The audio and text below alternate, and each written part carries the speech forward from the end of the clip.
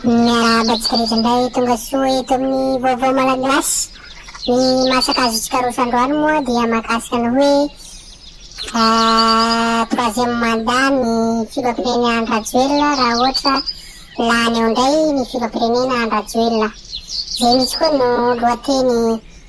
atsika androany troisième mandat izy raha ohatra ka hoe ho lany na lany amin'ny taona 2023-2024 aty, ary mandritra 5 taona zany dia hoe jusqu'à 2028. Ako tsarotsika fa troisième mandat tokoa izy satria tamin'ny fanonganam-panjakana tamin'ny 2009 dia nitantana ny firenena izy tamin'izany hoe tetezamita. Ataontsika hoe resaka manao zao hoe fiarahamin-tantana. Na dia fiarahamin-tantana izy efa nahazo ataontsika hoe jusqu'à 2013, zany hoe efa 4 ans efa periodiny mandat anankiray. Ary miteny moa zareo miarahamin-tantana nefa kosa ny président tamin'izany dia filoham-pirenena Andry Rajoelina, ary izy ny tompo-kevitra na tompon'ny fanapahan-kevitra tamin'izany fotoana izany ka hoe ataontsika hoe tsy manana fahefana izy amin'izany. Manana fahefana tokoa izy tamin'izany satria izy ny filoha andrim-panjakana tamin'izany fotoana izany. Dia 2018 izy lany ho filoham-pirenena. Zay ny maha deuxième mandat anazy. Dia raha ohatra ka hoe lany amin'ity troisième mandat, eo ary zay hoe troisième mandat zay. Misy fiovany ve Madagasikara amin'izao fotoana izao? Raha jerena ny resaka ekonomia, raha jerena ny resaka sosialim-bahoaka, ary raha jerena koa resaka politika na ataontsika hoe demokrasia eto amin'ny firenena. Raha zoina ny resaka ekonomia nandritra n'izany fitondrana tamin'ny tetezamita zany dia hita sy taratra fa midina ambe ary lahara farany ambany ary joro farany ambany ihany misy any Madagasikara. Tsy somary niakaniakatra izy tamin'ny fitondrana Hero Rajaonarimampianina ny SVM tamin'ny 2013, ary nitotonga indray izy tamin'ny 2018 hatramin'izao tsika mahiteny izao tamin'ny fitondrana filoha Andry Rajoelina, deuxième mandat izy tamin'izany. Nefa ny vahoaka sasany izay tsy mahatrapa amin'izao fotoana izao mbola anatiny safidiny azy ho troisième mandat. Nefa izao troisième mandat ve misy fiovany ve fiainam-bahoaka izay resafintsika teo ekonomia, sosialim-bahoaka ary politika. Ny ekonomia malagasy ve miakatra, ary ahoana ny fari-piainan'olombelona tsirairay? Vao maika mihamahantitra ny vahoaka nanomboka tamin'ny tetezamita jusque izao fotoana izao ty, deuxième mandat izao ty. Ary ahoana ny resaka sosialim-bahoaka? Miova ve ny sosialim-bahoaka? Toa eo ihany no eo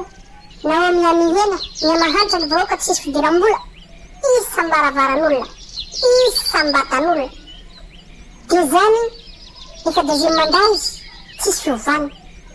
Hanatena ve ianao amin'ny troisième mandat fa tsisy fiovana? Nefa teo izy tamin'ny premier mandat, deuxième mandat. Ataoko premier mandat satria efa nahafeno taona le ataontsika hoe tetezamita zay itenenina adradrazana hoe fiarahamin-tantana. Na fiarahamin-tantana na tsy fiarahamin-tantana dia i Andry Rajoelina no tompon'ny fanapahan-kevitra tamin'izany fotoana izany. Atao fampandrosoa satria izy koa ny rehetra tamin'izany hoe nahavita trano mera Antananarivo ny inty nantokantoka fa hoe nahavita, nefa fiainam-bahoaka tsy vita, ekonomia vahoaka tsy vita, ekonomia firenena tsy vita, politika. Tamin'ny 2018 izao resaka politika, resaka politika demokrasia. Misy toka ve ny demokrasia eto amin'ny firenena? Misy fanasakasakanana amin'ny resaka famolim-bahoaka, ary ny mpitondra dia manao famolim-bahoaka za tsy manino satria zareo tompon'ny fahefana, zareo ny eo amin'ny firenena ka ny azotsika ambarandroany de hoe ho troisième mandat iandrajela misy fiovana ve fianao aiza koa aiza ny laharana Madagasikara eto amin'ny sehatra iraisam-pirenena aiza koa aiza misy Madagasikara eto amin'ny sehatra iraisam-pirenena ohatra amin'izany resaka ekonomia ohatra amin'izany resaka sosialim-baoaka ohatra amin'izany resaka politika fa indrindra ny fandriampahalemana ihany koa ny problème amin'izao ny olana hita taratra amin'izao na dia any ambanivohitra lavitra be any dia tsy fandriampahalemana tsy matora manalina ny olona voarova voahalatra ny izay kely eo am-pelantanana ny omby manko efa tsy tenenina trony olombelona amin'izao ny mpangalatra na dahalo olombelona amin'izao any ambanivohitra resafintsika amin'izao be efa tsy mangalatra trony ny omby zany mangalatra omby fa amin'izao ny olona ndray koa no atao sorona efa ny zavatra ohatra hoe ny zavatra niseho maso alaina atao impact amin'ny inona de voly ny olona efa mizary biby satria mifamono ny olombelona amin'izao fotoana izao ty aiza nisy zany mangalatra maso tapahany tendan'olona vonona zazakely alaina ny varira alaina ny maso ny varira vonona ny varira mangalatra mandroba manakandalana tsisy eran'ny Madagasikara alalam-pirenena na tsy lalam-pirenena aza fa misy fanakanan-dalana mandrava maka volan'olona anatin'ny tobily maka telefony maka zavatra sarobidy amin'ny fanakanan-dalana ataon'ny dahalo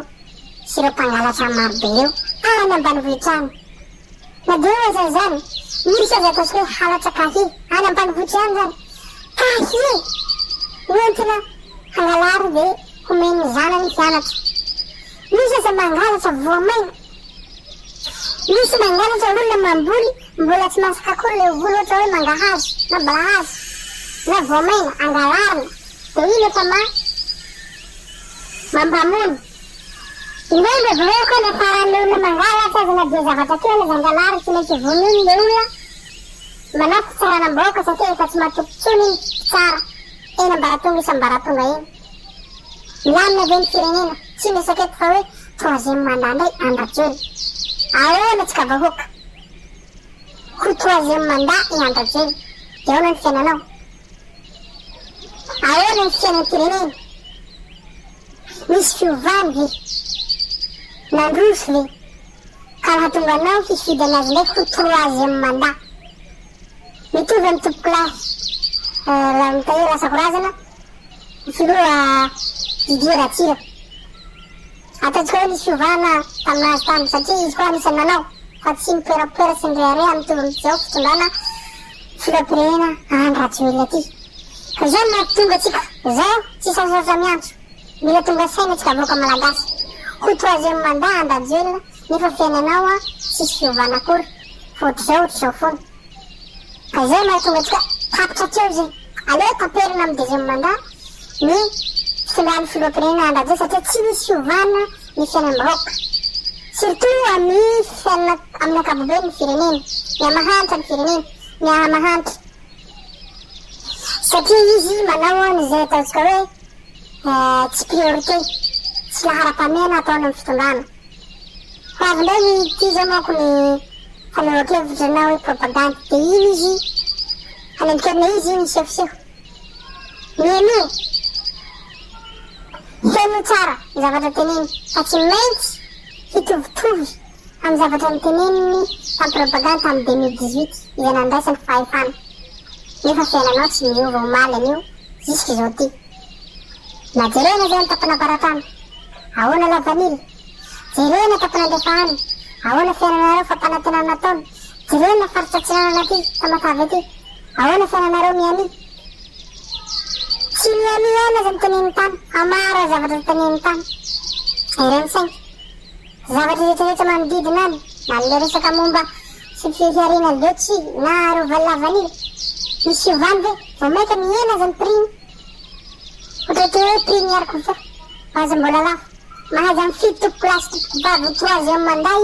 izy hiapijaly ndray ve mandritra ny 5 taona satria 3 mandat zany zany ataontsika hoe 15 ans na katao 15 ans izy 14 ans izy teo ho eo ndray zany izy zao ty mahaiza misafidy rehefa ho avy ny propagandy satria izy nekeny hasase ihany hilatsaka ho avy ny propagandy heny io ndray milainga tsara lahatra zay hataony fa ireo mpanao politika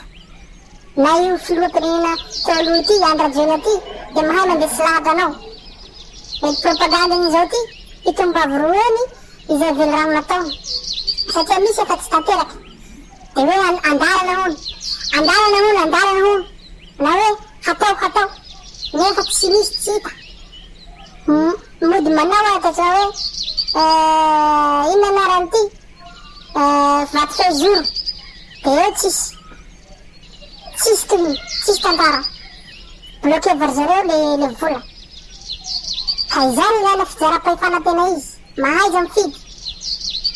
ary miheno alaivo t-shirt nalaivo ny vola fa rehefa afy izy dia maento ny saina hoe hijaly ndray ve za mandritra ny 5 taona ento ny sainao feno feretreretanao rehefa ho avy ny fifidianana aza manaiky ho avy an-dranon'ireo mpandaingareo zay no masokazontsika roso eto tsika dia sambotsarainy tantara mahaiza mifidy tompo-plasy tompo-vavy fa hiaritra jaly ndray ve mandritra ny 5 taona satria efa ho 3e mandat zao ny filoham-pirenena Andrejona 15 ans zany eo fitondràna ohatra ka lany izy koa zay no masokazao roso satria nareo ny heno hatramin'ny farany